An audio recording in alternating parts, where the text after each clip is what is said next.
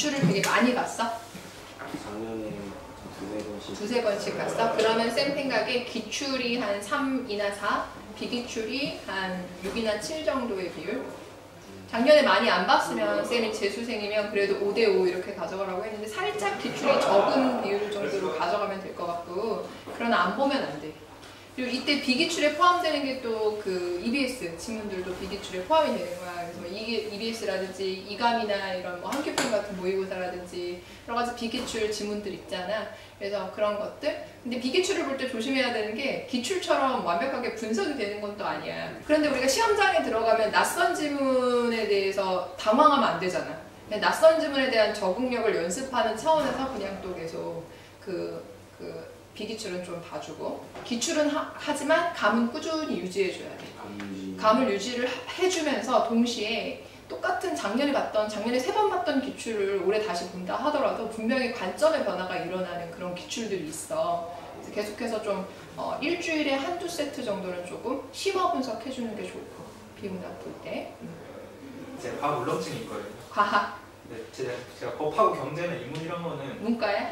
네, 좀 엄청 좋아하고 약간 지문을 읽을 때 막 즐겁게 읽는데 과학만 보면은 그냥 안 읽혀가지고 과학 지문을 많이 보긴 하는데 똑같아가지고 일단 과학 지문은 정보 처리가 관건이잖아. 그럼 이제 정보를 그들이 처리하는 방식을 내가 좀 가져오는 게 좋거든.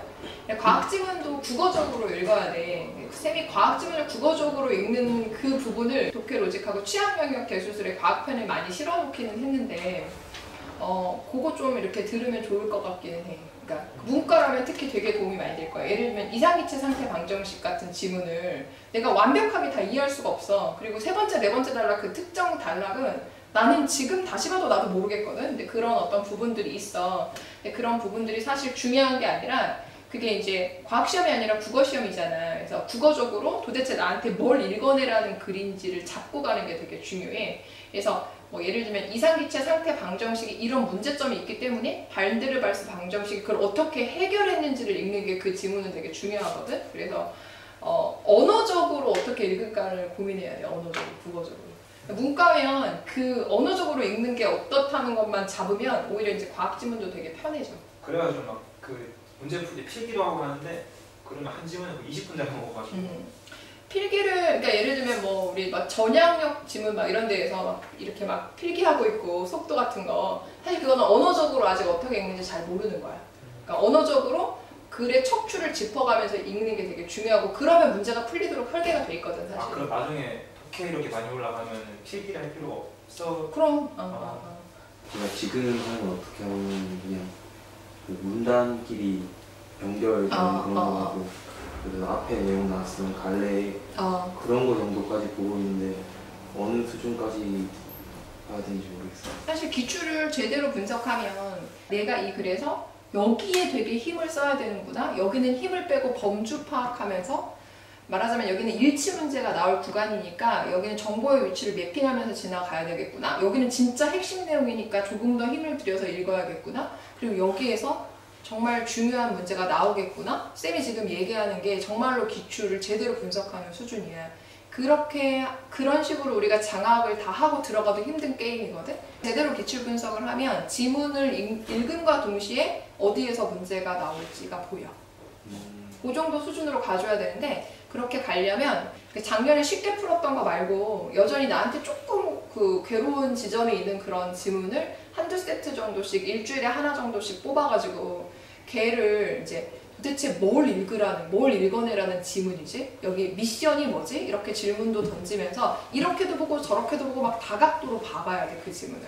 그럼 어떤 순간 자기 안에서 이렇게 읽으면 되겠구나, 이런 깨달음이 딱 올 때가 있어. 그렇게 잡아가는 게 진정한 기출 분석이야. 너무 시간이 많이 걸려요. 한 지문에 13... 한 지문에 13분? 문제풀이까지? 네. 그거는 되게 별로 문제가 없는 시간대인데? 약간 그 13분에서 한 2분 정도만 줄여주면 될 것 같은데, 11분대 정도? 긴 지문 같은 경우? 그러면 이제 두 가지를 생각하면 돼. 첫 번째는 보통 그렇게 시간이 부족한 친구들의 성격적인 특징이 뭐냐면 되게 꼼꼼해서 한 줄 한 줄 한 줄 한 줄 되게 열심히 다 중요하게 처리하는 친구들이 조금 시간이 부족해. 그래서 약간 경중이 가려지는 독해를 해야 되거든? 어디가 훨씬 더 중요하고 어디는 가볍게 조금 정독하되 함몰되지 않으면서 가야 되는 부분은 어디고 이런 게 조금 가려지는 게 되게 중요하고 두 번째는 그 시간 줄일 때 13분에서 10분으로 단번에 줄일 수 없어. 그래서 다음 2주일 동안은 12분 30초, 그 다음 2주 동안은 12분, 그 다음은 11분 30초, 30초씩 줄이는 거야. 2주에 30초씩.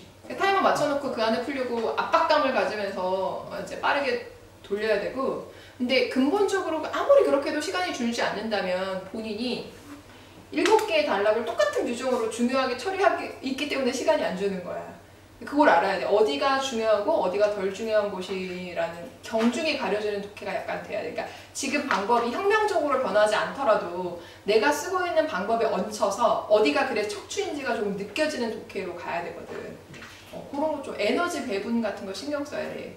누나 늘고 있는 건지 약간 그걸 잘 모르겠어요. 늘고 있는 건지 기준은 이제 이런 거 모의고사 이렇게 풀면서 내가 느끼는 체감 난이도 같은 거 그리고 시간 이런 거 이제 측정해 봐야지.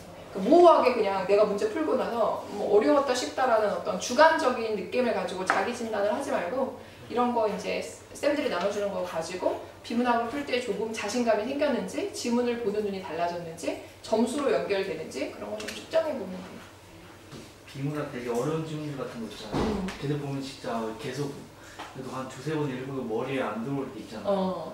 그런 것들은 그러면 계속 이해할 때까지 계속 집요하게 그냥 보는 게 답이에요. 일단은 이제 지문을 읽었을 때 막 정보량이 너무 많고 뭐가 뭔지 하나도 모르겠고 그러면 회독을 해주는 게 맞아. 뭐 3회, 5회 막 진짜 너무 힘든 애들은 10번을 읽더라도 근데 읽으면 어느 정도 이제 뭐 이런 내용이었어? 하고 가벼워질 때가 있거든. 약간 헐거워질 때까지 회독을 해주는 방법도 하나의 방법이고 근데 동시에 지금 그렇게 너무나 어렵다는 거 너무나 이해가 안 돼가지고 어쩔 줄을 모르겠다는 건 전략이 없다는 얘기야. 그러니까 어디가 중요한지 잘 모른다는 얘기거든. 쌤이 과학 지문을 가르치지 내가 뭐 물리도 가르치고 뭐 다 가르치잖아. 화학도 가르치고 생물도 가르치고 근데 나 이해 안 되는 부분도 상당히 있거든. 그런데 아이들은 내 수업을 들으면 그 지문이 되게 선명하게 읽힌대. 그러니까 그게 무슨 얘기냐면 국어적으로 이것을 처리하는 방법에 대해서 좀 고민해 봐야 돼. 다 이해되지 않아도 언어적인 포인트들을 잘 잡아서 글을 읽어나갈 수 있거든. 독서에서 모르는 단어 같은 게 있잖아요. 그게 어느 정도까지는 알고 들어가야 되는지 아니면 혹은 알 필요가 없는 건지. 일단 그냥 내가 전체적인 의미를 좋게 하는데 그 단어를 특별히 몰라도 문제가 되지 않으면 그냥 넘어가도 괜찮아. 알겠지? 그래 너무나 얘는 진짜 모르니까 막 아예 독해가 안 돼 라는 것은 그냥 영어 우리가 단어 공부하듯이 국어도 그냥 단어장에다가 그 정도 한번 정리해 주는 것 정도?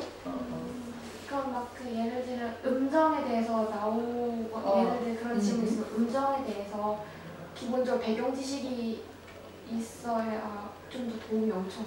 지금 이제 내가 고1이나 중3이라면 당연히 다 조사해라 막 이렇게 얘기할 텐데 우리가 한 5개월, 6개월을 남겨놓고 비현실적이야. 그래서 그 몰라도 문제 푸는데 상관없으니까 담대하게 나가야 돼. 너무나 그러니까 쌤한테 지금 질문하는 거 들으니까 성격이 되게 꼼꼼하고 소심하고 그치? 약간 대범하게 지금은 조금 대범함이 필요한 시기이기도 해. 알겠지? 그래서 몰랐어. 근데 문제는 다 맞았어. 문제 푸는데 한 개도 지장이 없었어. 그럼 몰라도 되는 거야.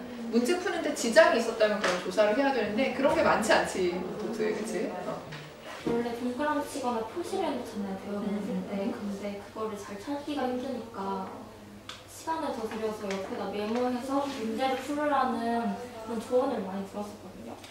그것은 예를 들면 독서의 긴 지문은 우리가 시험장 가서 10분에서 12분 사이에 해결하고 나와야 되잖아. 내가 그렇게 메모를 하고 문제를 다 푸는데 11분, 12분 안에 들어온다. 그럼 그 친구는 그렇게 해도 되는 거야. 근데 나는 메모하느라고 막 16분, 17분이 다 소요가 되는데 그거 그 친구한테는 쓰면 안 되는 방법인 거지. 자기의 상황에 맞게 취사 선택해줘야 돼. 근데 통상 쌤은 아주 중요한 어떤 뭐 경제 지문에서의 순수익을 내는 시기라든지 그런 거 아니면 적어야 되는 내용은 거의 없어. 국어에서.